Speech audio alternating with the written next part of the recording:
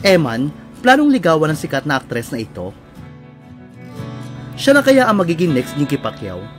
Mainit na pinag-uusapan sa mundo ng showbiz at social media ang sikat na aktres na napupusuan umano ng isa pang anak ni Manny Pacquiao na si Eman.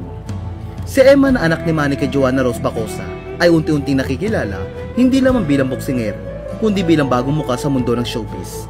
Matapos ang ilang taon na pagiging low profile, mas bukas na ngayon ang 21 anyo sa publiko at sa media.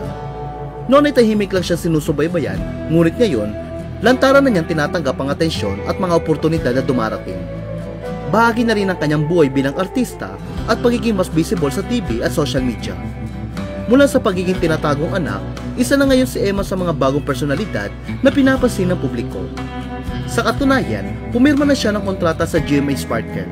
Patuloy na seryoso siya sa pagpasok sa showbiz. Dahil dito, mas marami nakakakilala sa kanya hindi lang bilang boxer, kundi bilang gwapo at artistahing binata na may Malapiolo Pascual na dating ayon sa ilang netizen. Kaya naman, hindi nakapagtatakang sentro ng atensyon ngayon si Eman. Marami ang humahanga sa kanya dahil sa kanyang itsura, confidence at maamo pero strong na personality. At ngayon, mas lumaki pa ang ingay matapos na magbukas ng tungkol sa kanyang love interest. Sa kanyang panayam sa Fast Talk with Boy Abunda, diretsahan tinanong si Eman kung sino sa mga female celebrities ang type niya. At walang paligoy-ligoy na inamin ni Eman na ang kapuso star na si Jillian Ward ang kanyang crush. Nang usisain pa kung gaano niya kagustong ligawan o pormahan si Jillian, mula 1 to 10 sagot niya 5. Sa huli, hiningan siya ng mensahe para kay Jillian. Simple pero sweet ang kanyang sinabi na sana ay magkita sila. Aniya, hi po, sana magkita po tayo soon. Hindi rin niya itinago na sa edad na 21, nakatatlong girlfriend na siya, hindi pa kasama ang mga flings.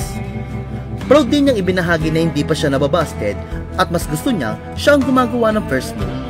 Kapag may babae nagpaparamdam, ang sagot niya, iniiwasan niya. Gusto raw kasi niya na siya ang manliligaw, hindi siya ang nililigawan. Sa mga ganitong pahayag, hindi maiwasang isipin ng netizen, may posibilidad na mauwi sa ligawan ng paghanga ni Eman kay Jillian. At ngayon, opisyal na siyang kapuso, mas malaki ang chance na mag-cruise ang landas nilang dalawa. O hindi naman kaya ay magkasama sa isang proyekto. Samantala, marami nga excited sa mga susunod kaganapan sa buhay ni Eman at kung sino ang babae maging next Jinky Pacquiao.